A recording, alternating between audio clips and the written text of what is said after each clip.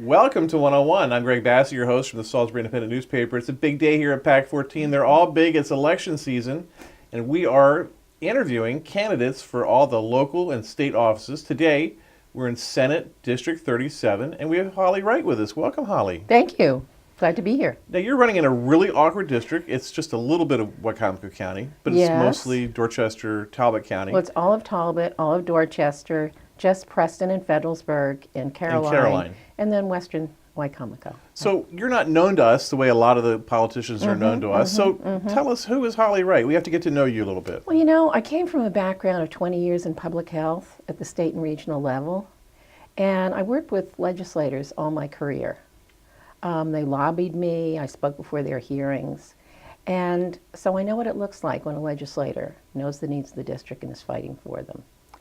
And so I'm concerned that our district doesn't have leadership that it needs for working families.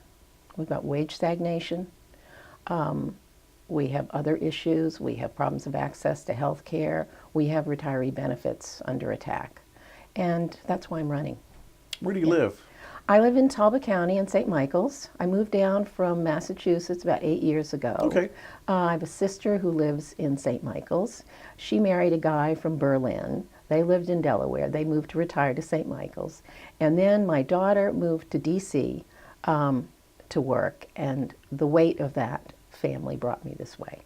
So, Yeah. getting and deciding to run, was it Yeah. something you're angry or inspired, or you just thought you could do this? Well, I mean both, because I had had the experience in government. You know, I know about jurisdiction, funding streams, permitting. I know the business of government.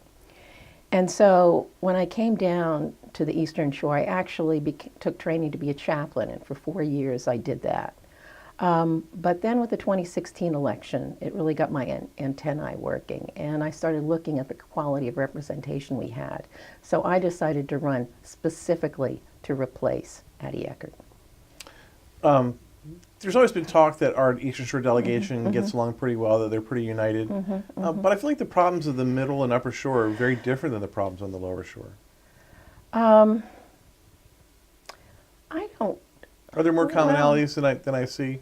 I Well, certainly I see think a wealth certainly- issue up there Well, they're north. definite, and I Yeah. think we cannot ignore those disparities. Although our elected officials would like us to, I mean, this is really going to come to a head this coming year with the Kirwan Commission recommendations coming out in December and the new state formula for state funding for education. So really, Talbot is in a much better position financially to bear the burdens of its public school education. In a much better position than Dorchester and Wicomico. And certainly some of the other counties like Somerset, for heaven's sakes. And so I think push is going to come to shove this year, and the state is going to have to decide what value it's going to place on its public school education. And are they really going to have an equitable funding formula that takes into account real economic disparities?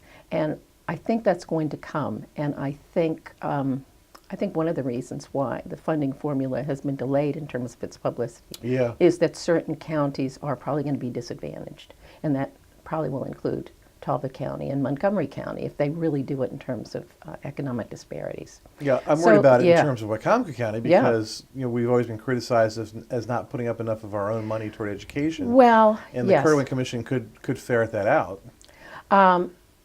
That's true. So there is a role for the counties. And I think there's an obligation on the part of elected officials to point that out, to Right. provide some leadership. And I know the revenue cap is being looked at seriously in both Wicomico County by the Greater Salisbury Committee and up in Talbot County, we actually have that on the ballot. Right. So there is this problem in terms of the decline in public school education. I mean, the state went from #1 rank to 6. Is going to that burden is going to have to be bared, whatever, Yeah. by taken on by the state and also the counties. You're big into healthcare. That's one of your Yes. primary issues. Yep. It's been ranked as the #1 issue here on the national level for the Yes. for the midterms. Right. I'm not sure how Obamacare is doing in Maryland. Yes. I'm not sure how Medicare is doing in Maryland. What do you see out there in terms of our insurance? Okay. What I see in the long term is a solution only on the national level. The idea of Medicare for all, I think, is not financially viable. The numbers just, I do not believe, work out on a state-by-state basis. What I would like to see in the long term is something like Medicaid for all, where we gradually add higher and higher income groups Right. into a public program. I think that'd be much more politically viable and something that could be developed over time, because I think we really are entitled to a certain predictability about how our health care is going to be paid for. In terms of on the local level, we have something called Medicaid expansion. And Addie Eckert voted against that. And today there are 13,000 people in the counties of our district that have their health insurance through Medicaid expansion. And the behavioral health programs would not be viable without it. And a lot of those behavioral health programs are providing treatment for people who are opioid addicted. So this makes no sense. Another aspect is the price of prescription drugs. Prescription drugs don't do any good for anyone if they are sitting on the counter at Walmart because people can't pay for them. Right. So I am for establishing a commission at the state level that scrutinizes the cost of prescription drugs, the new ones that are being introduced, whether the price is reasonable, and if there's a major increase in existing medications. And there was a bill last session, or maybe two sessions ago, on doing something about generic drug price gouging, and Addie Eckert voted against that. Even though she's a psychiatric nurse, people have the misimpression of the way she votes. I'm used to political environments where when you vote, it's in a fishbowl. That does not seem to be the way things have been operating around here. Is she too conservative? I think she has a small business agenda. I think she wouldn't dispute that. She wants to keep taxes low. She wouldn't dispute that either. But when she talks about her priorities, that's, I think, where they stop. She says she's concerned about access to health care, but her voting record does not bear that out. I know you have some strong ideas on the environment, especially with smart energy, clean energy. Talk to me about that. Well, in terms of solar energy, I guess I have kind of a conservative position. I'm for property rights.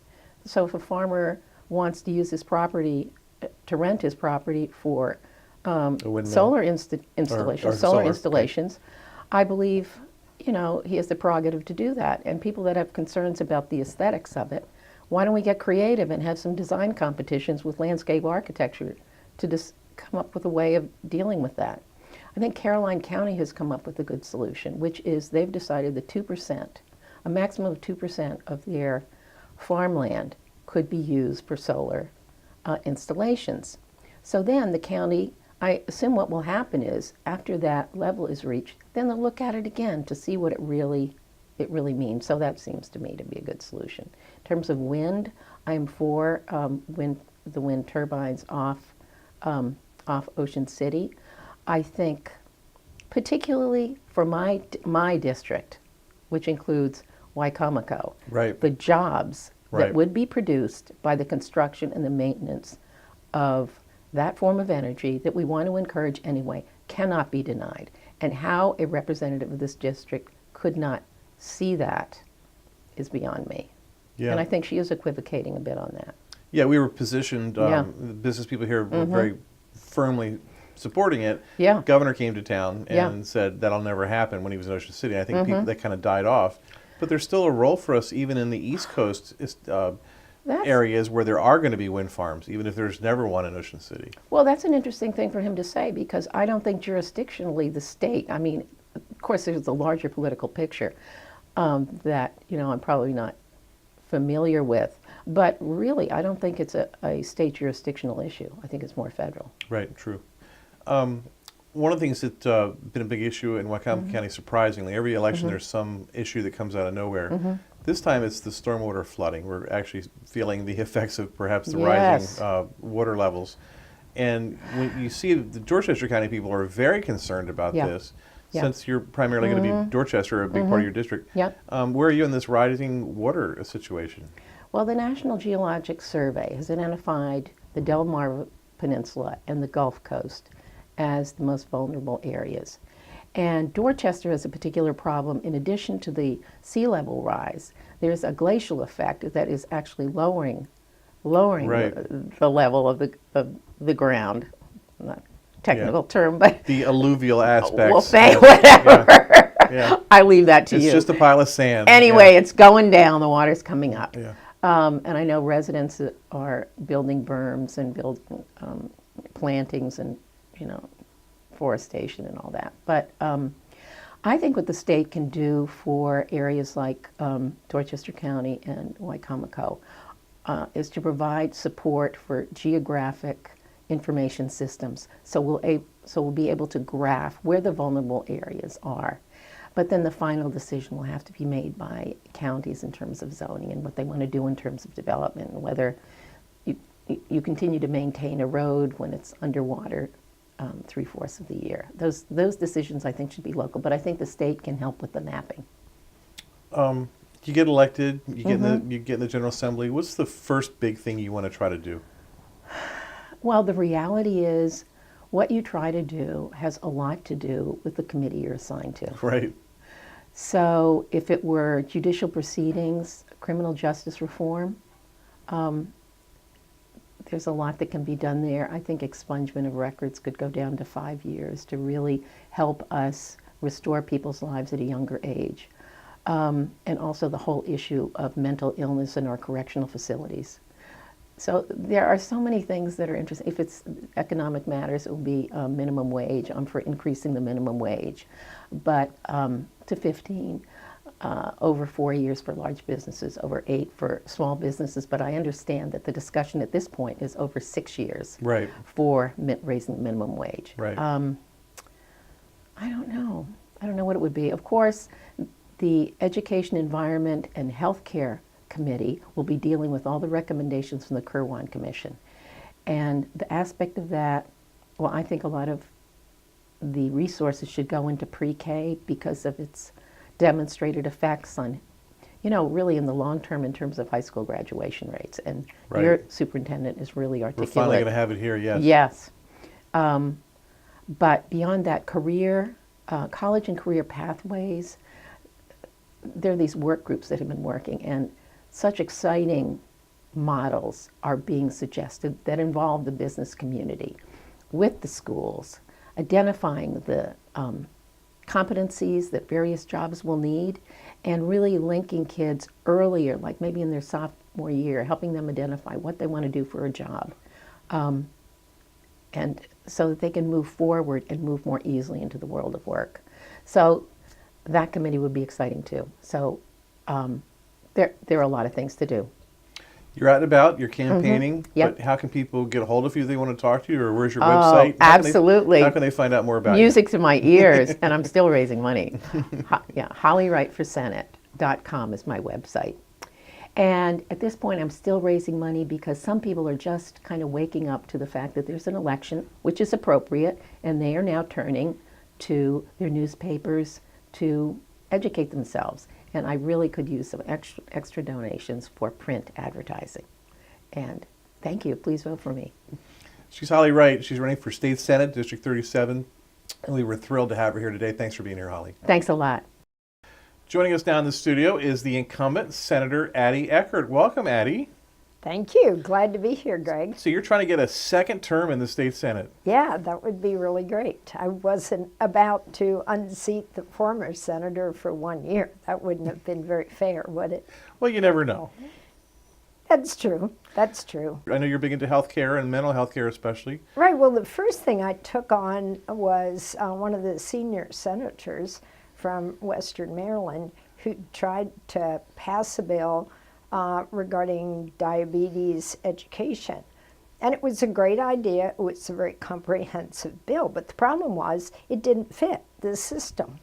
And so my way of operating is, well, let's make sure we know what's already happening and going on and what the constraints are, what the concerns are, and then let's see if we can work with those people to be able to come up with a reasonable solution. I happen to be working as a school health nurse, and I thought if somebody asked me to do that, to supervise unlicensed people to do some of these things, I would not want to do that under my license. So the school health nurses had no voice.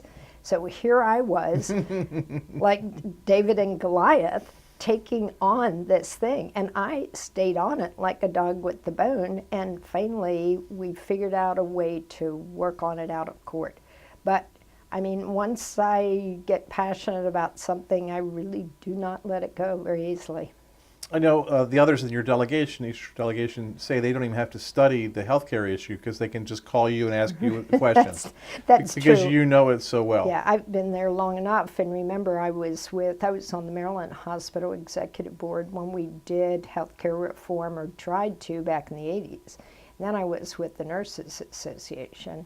And then I went to the legislature. So I was there in the early years when we did small group, and we tried to do some reform with our practice parameters and professionals. And small group got modified when I first went into the House. You know, I did the small benefits, the basic benefits review package, because we were concerned about how many mandates and how much they cost, and driving up the premium, and we're an all-payer state, and we're the only all-payer state, and how you balance all of that was interesting, but that was a good place to work. Since that time, I've been on the Appropriations Committee, so I've been doing the budget side of both Medicaid and the health department structure and human services, so I haven't gotten as much into the policy. I had hoped when I went to the Senate I would go to the Finance Committee, but they wanted me back on budget and tax. So we'll see what happens with all the newbies when we get to Right. Annapolis this year. Right, your committee assignment is crucial in terms of what you're going to work on. It is, and either way, now that there have been so many changes in the primary, I think everybody's turning around and saying, oh my gosh, who's left who really knows health policy and small group and the waiver, the all-payer system, and Medicaid and health choice, and how that all has evolved to be able to put together a work group to be able to make the changes we need, because we do need to kind of mesh together what we already have and be able, we did a temporary rate reform so that we can keep the premiums down, but we have a lot of work to do yet. And it would be interesting to work on that once I'm reelected. Right. It seems like we're very lucky in terms of facilities and infrastructure. We've got great hospitals. We do. I was at the hospital in Easton. I hurt myself in Easton, and it was a great facility. I Right. was really appreciative to have it. Certainly here in Salisbury, we've got a great, great facility. But also, I've had some health issues in the last year, and it was the first time I've had to really navigate the insurance market and go through all that and deal with all the hospitals and all the different vendors. It's hard. It's very hard, and you almost need a navigator to help you manage it. We did put some healthcare workers, navigators in with the health choice and Medicaid reform, and I think that's something we could borrow. And I believe the hospitals, now that we're on the total population model, will be putting more and more guides, if you will, in place to be able to help manage the care so that it can be more seamless. There's no reason why it can't. You know, we did deinstitutionalization from the mental health facilities, the mental facilities technically, because people aren't mentally healthy there. They have Right. severe and persistent mental illness.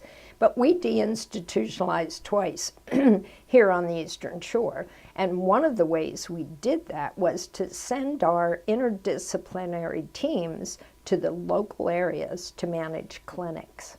if you will. We used to Right. work with the health department, so we went back and forth. So the same folks who treated the individual in the hospital did the aftercare in the community.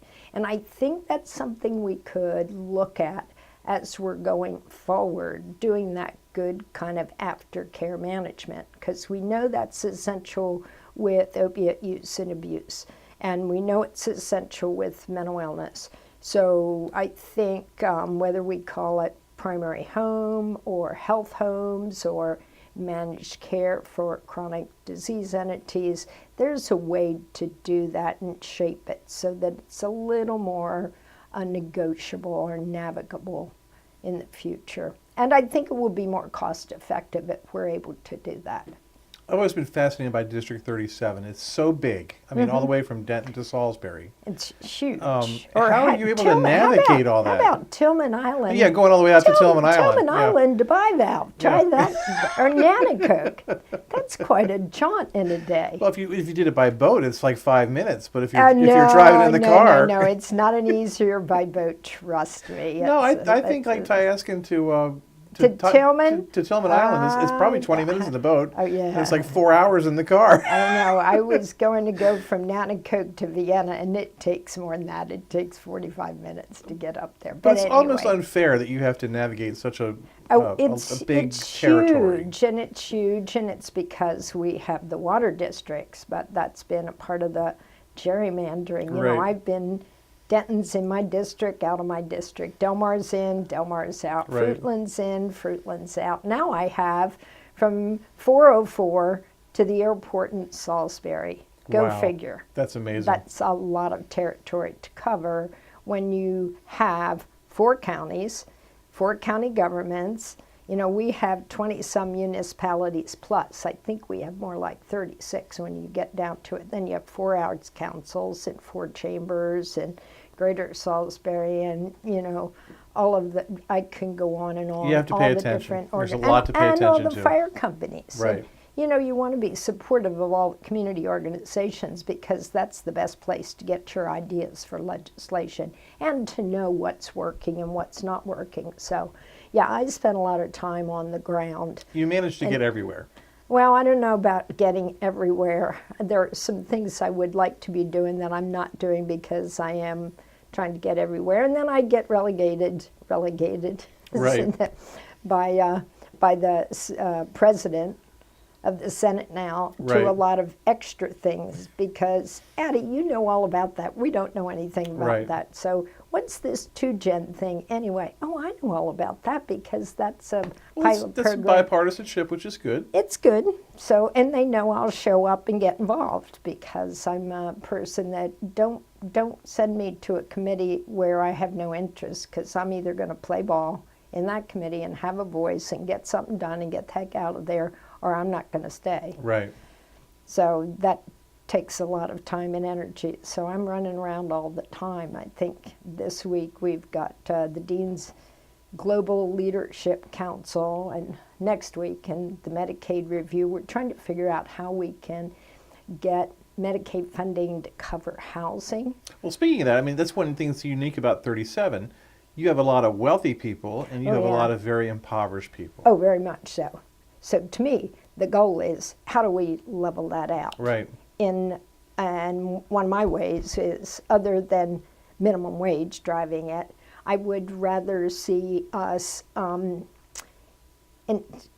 enhance or incent small businesses to be productive, because if small businesses are able to do other than break even, then they put money back into the community and back into their business.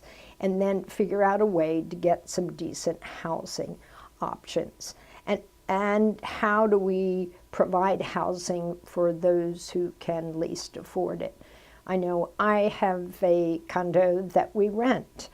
And when you look at for what I rent it for and what it is, I mean, I'm way undercharging people. But I Right. think it's outrageous to have to pay something like $1,500 for a place to live if you have $700 Right. worth of income. And we've priced ourselves, I think, way too high on housing. So how do we figure out what's manageable for local jurisdictions? And then we created some language, land banks, and some ways to redo the tax sale so that the communities could pool their resources and take those properties off the tax sale and then determine whether they wanted to bring somebody in to remodel and renovate the property, whether you want to put it together for a bigger development, whether you want to use habitat. And by doing that, then you're able to provide more affordable housing. And I think housing is one of the critical factors as we talk about interrupting poverty. But it's very hard. We have a lot of, getting back to poverty, actually I think we can make a dent in poverty. And we are actually working in Cambridge as a model to do that through A lot of our good things local, happening in Cambridge. our local management board, and accessing as much as we can from housing and community development and USDA monies to be able to get the kind of renovation that we need. And then, educating how do you help families calm down and be able to treat the whole family. And I mean treat, that's my phrase, Sure. That's my word, but work with the whole family to be able to find out what the pressing needs are. If we're feeding so many kids and we're providing backpacks to so many folks in college and community college and churches and wherever, then let's figure out what is happening in that family, that there is an inadequate income to be able for those folks to be a little more self-sufficient and in charge of their lives. If you get reelected, when you get reelected, looks like the governor's headed for reelection, so it's going to be kind of the Right, same right. setup now. Right, we hope so. What's the big issue that planning you on it. want to work on Well, in your next term? as I said before, we have to do some work on Medicaid and a health choice. After rocky years of both of those, I think it's doing a little bit better. We're working immediately on how do we get treatment right away for our folks that are coming into the ER with overdoses. Right. Because if we don't get them into treatment right away, then they will go out and, Right. reoffend or reuse, and then they're right back in. So that's something we can do immediately. And then the other thing, and business is cooking. That's humming along, and we want to keep that humming along. The other thing I think we really will have an opportunity to look at is, are we really going to invest and look at what the Kirwan Commission puts out with regard to children? A lot of people are And frightened by this early. because it might change how much money's coming in our direction. I would definitely, and that's what we have to take a look at, but we've Right. already had some imbalances. We've had a lot of schools where the population, or a lot of counties where the population has declined. And you know what that means when the population declines? You don't get as much money for your Right. schools already. So you may have built a new school, and then you have to either come to the government for help to reshift that, or you're going to have to do a better projection. So yes, we're going to have to look at that, and there is a local responsibility, and I think a lot of our local jurisdictions are looking at that. But you take a county like Talbot that's lost close to 400 millionaires with the millionaire tax a Right. number of years ago, and guess what? They're down 20% on their property tax, and property tax primarily goes into schools. So they are putting far more of an effort in than other counties who are more considered disparity counties. Disparity counties are those counties who, as you know, through the discussion down here in Wicomico through the years, that are below the mean in their income tax revenues. So all the counties that are below that mean then get subsidized. Yeah, so you've got Dorchester and Caroline. Right. Wicomico's trying to make case Worcester. Somerset, definitely. Definitely. So look at all of those counties. But when you look at population distribution and the age and the income level, it's shifting. And I think we have to think about that from a preventative perspective So we maintain enough folks who are paying taxes and able to offset those who are not. And that's the challenge. So that's where I wind up being a very pro-business, if you will, legislator, wanting to make sure we provide incentives for business and not more mandates. You're everywhere. People can run into you pretty easily. But if people want to talk to you, ask you questions, learn more about Addie Eckert, where do they go? Where do they call? You can go on addieeckert.com. I have a Senate Facebook page, and our office is always available in both Annapolis at 841-3590 or in Cambridge at 410-221-6561. I have staff in 2 places every day of the week, so it's a good opportunity to let us help you navigate through this system. She's Addie Eckert. She's a Republican running for re-election to the Senate in District 37, and we were thrilled that she was here today. Thanks for being here. Thank you, Greg. I'm Greg Bassett from the Salisbury Independent newspaper, another edition of 101 right here on PAC 14.